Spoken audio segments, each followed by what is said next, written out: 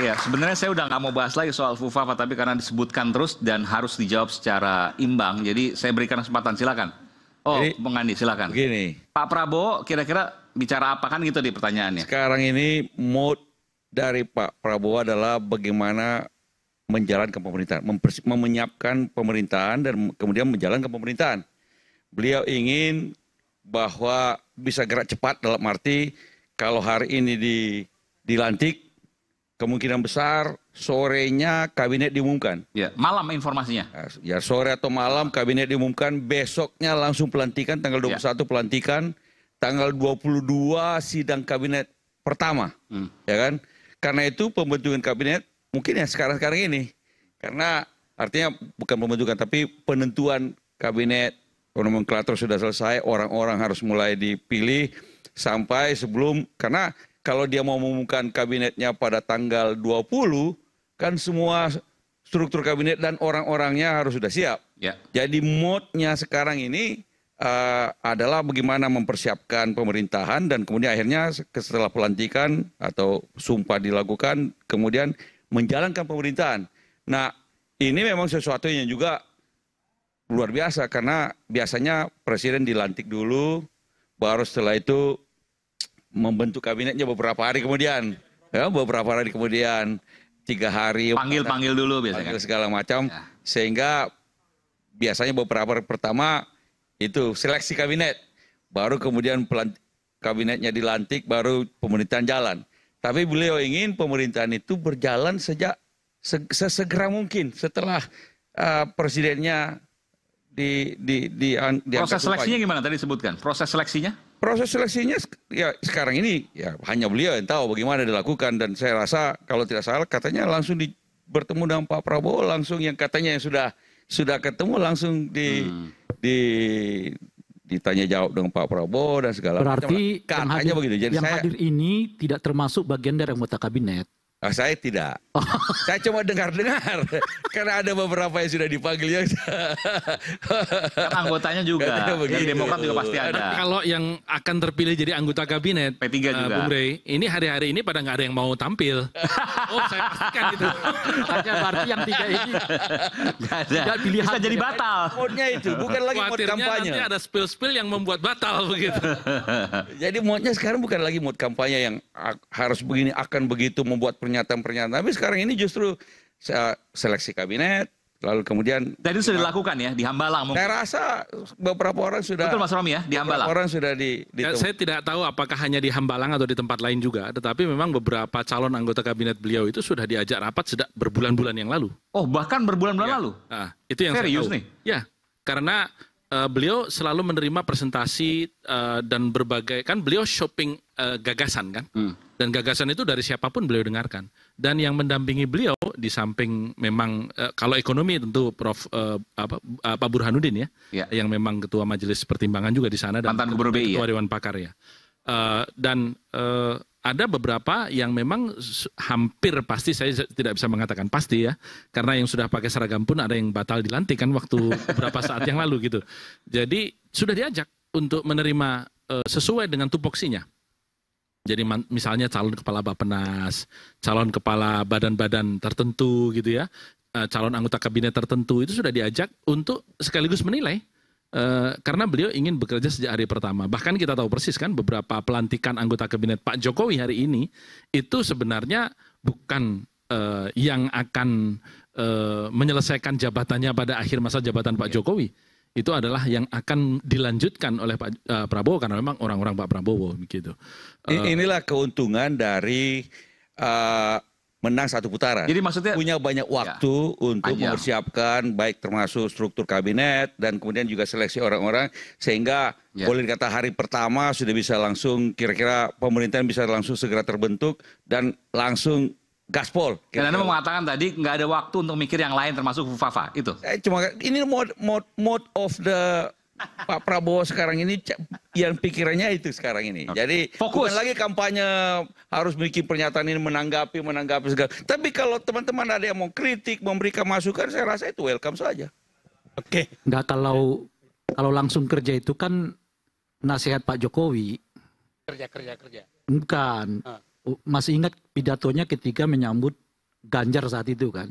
Begitu dilantik langsung kerja. Oke. Nah itu mungkin nasihat itu ke Ganjar tapi dipakai oleh Pak Prabowo. Kira-kira gitu lah. Karena itu terjadi. Saya menarik mendengarkan. Saya tidak kurang tertarik mendengarkan proses sebenarnya. Saya melihat betul kita nggak tahu diamnya Pak Prabowo seperti Pak Rangkuti tadi. Apakah menyimpan sesuatu yang akan dia tunjukkan bahwa saya berbeda dengan Jokowi? Atau memang akan meneruskan Jokowi? Saya berharap yang pertama. Bahwa diamnya sekarang hanya menunggu timing bahwa saya berbeda dengan beliau. Itu yang saya tunggu. Nah, sehingga sebenarnya harapan saya sederhana. Pak Prabowo, kami tahu pemikiran Pak Prabowo 20 tahun lalu. Dan itu tertulis, terekam semua. Bapak punya modal itu. Yang kedua, Bapak punya modal karakter yang kami tahu. Yang saya katakan 5 tadi. Yang ketiga, Bapak sebenarnya jadi sederhana. Pemahaman saya. 1, jadilah diri sendiri. Buang virus-virus jelek dari Mulyono dalam dirinya. Yang ketiga adalah sederhana pekerjaannya karena dia sudah punya pemikiran. Maka proses seleksi daripada menteri itu sangat sederhana. 1, tetapkan target masing-masing calon menterimu itu. Tempatkan orang-orang yang punya kompetensi, integritas, dan keberanian menempati posisi itu. Yang ketiga, berikan target masing-masing mereka. Yang keempat, lindungi mereka apabila mau diganggu oleh oligarki atau politik untuk mencapai target. Yang terakhir, marah-marah sedikit. Itu aja pekerjaannya presiden. Ya gini.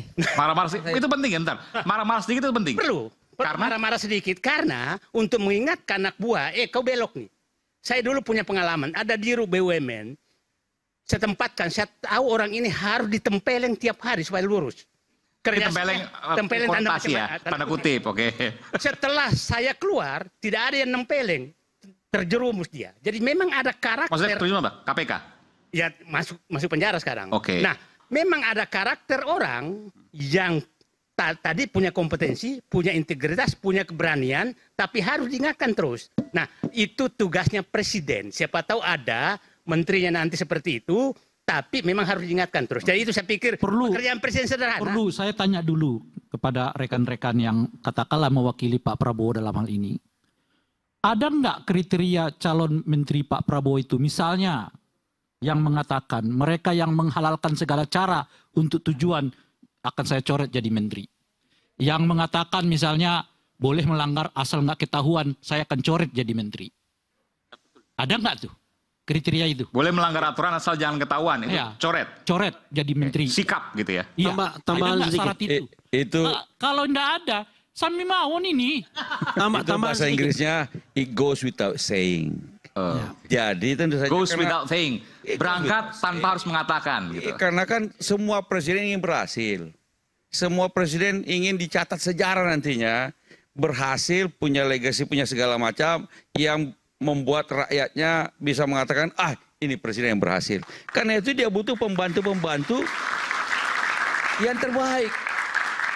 Kan yang inilah makanya muncul istilah-istilah second kabinet. Tapi dulu kan Pak Jokowi juga lebih dari itu janjinya. Ya, artinya kalau semua presiden ingin mendapatkan pembantu-pembantu terbaik, termasuk yang datang dari partai politik maupun yang datang dari luar partai politik. Nah, the right man in the right place ini yang kemudian menjadi tantangan kadang-kadang. Karena saya juga mengikuti pembentukan kabinet selama ukurnya udah jelas kan. Kalau ada orang yang mengatakan bahwa melanggar nggak apa-apa asal nggak ketahuan, di mana baiknya? Ini saya tambahkan ya, ini juga kegalauan saya ya. Begini, pertanyaan mendasarnya adalah apakah Prabowo Subianto independently membentuk kabinet? Ya kan? Kan begitu. Kalau itu iya dong. Belum tentu. Jangan iya dulu. Karena orang menganggap bahwa Prabowo Subianto selesai dengan dirinya, kemudian tegas dan lain sebagainya. Tetapi jangan lupa, politik elektoralnya kan bisa jadi kemudian dia terikat dengan satu pihak dan pihak yang lain. Nah, saya kasih contoh begini misalnya. Kalau ada menteri ya yang dianggap bermasalah, katakanlah, tiba-tiba diangkat lagi dan indikasinya besar kemungkinan diangkat lagi, maka batal. Yang saya katakan tadi, dia ingin memberantas korupsi, dia ingin good governance, ingin kesejahteraan dan lain sebagainya. Apalagi misalnya yang diangkat itu lebih dari satu. Kan kita tahu nih, ada orang-orang partai politik, you diberhentikan karena Anda sudah terlibat 11 kasus, ya kan? Kalau enggak nanti sprindiknya keluar. Berhentilah dia. Digantikan oleh orang yang menggantikan dianggap putra mahkota oleh kekuasaan yang sekarang ini. Tapi kemudian orang ini juga bermasalah karena banyak juga isu-isu yang meliputi dia.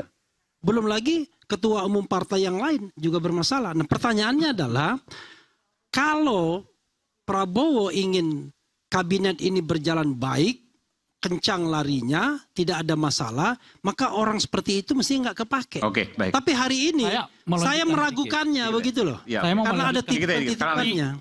Bung Andi mengatakan Zaken kabinet. Ya, kabinet ahli. Oke. Ya, itu yang membuat saya juga ragu.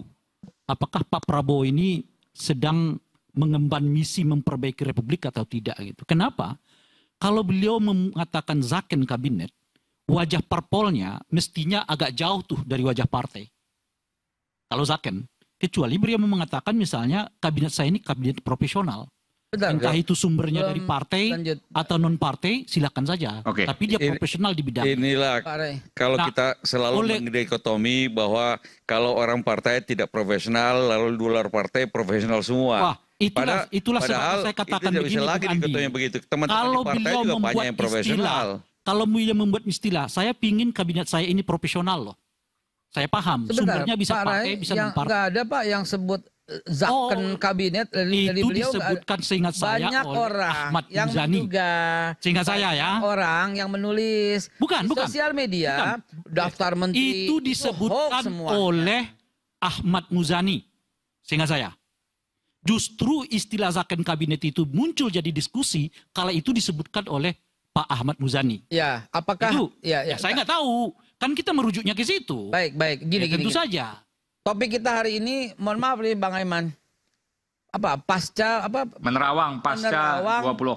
pasca pergantian presiden gitu kan, menerawang. Ketika mau dalam perjalanan ke sini, saya kan juga menerawang ada apa pascanya gitu kan. Oh, berarti teman-teman Ya. harus memahami pola pikirnya beliau. Lalu apa yang harus saya sampaikan dalam waktu singkat? Terpikirlah buku tadi. Jadi dalam waktu singkat teman-teman bisa melihat cukup dari daftar isinya saja itu juga sudah merangkum semua yang kita ragukan di sini. Ini kita kan masih meragukan bisa nggak, jadi nggak, bener nggak, Saya tanya satu, Be. kuat nggak, Saya mau tanya- melanjutkan nggak. Udah pasti Pak di buku itu adalah jalan. Di buku itu adalah pegangan. Oke, Kalau saya kita mau tanya, Be, meragukan, terkait justru buku buku itu saya bagikan untuk sebagai Saya mau check tanya and ini. balancing, kontrol gitu Tanya ya. terkait buku ini. Menurut Babe yang sudah baca buku ini, apakah buku ini sebetulnya menggambarkan kelanjutan ala Pak Jokowi atau tidak? Sebagian iya, sebagian tidak. Bobotnya Itulah. lebih besar kelanjutan atau lebih besar tidak kelanjutan? Perubahan. Gini Pak, bukan soal bobot dulu. Saya nggak masuk ke soal bobot dulu sebentar ya. Sebentar. Sudah pasti Pak, dalam buku itu Bapak harus lihat nomor 1 bab awal itu adalah membangun kesadaran. Jadi sebelum kita ngomong yang lain itu kesadaran dulu. Kesadarannya itu adalah bahwa kita ini bangsa besar yang dimiskinkan oleh sebuah sistem. Dan beliau berkali-kali ingin mengembalikan kekayaan itu kepada yang berhak, yaitu rakyat Indonesia. Bagian kedua dari buku itu baru bicara soal perbaikan dari sisi ekonominya.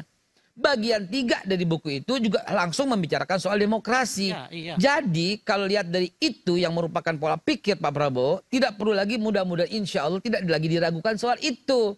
Sekarang yang saya Soal yang apa? Soal perubahan maksudnya. soal perubahan, ya. Artinya buku ini bobotnya lebih banyak perubahan ketimbang kelanjutan. Ya. Mengapa beliau mengatakan tagline-nya pada kampanye itu sebagai kelanjutan dari pemerintahan Pak Jokowi. Sudah pasti Pak, yang baik mesti dilanjutkan, yang Oh buruk iya, mesti kita ditinggalkan. semua setuju itu. Saya mengatakan Tapi begini. masalahnya, karena kalau bobot buku ini lebih banyak perubahan, mestinya tagline berikut, saya akan melakukan perubahan, bukan kelanjutan.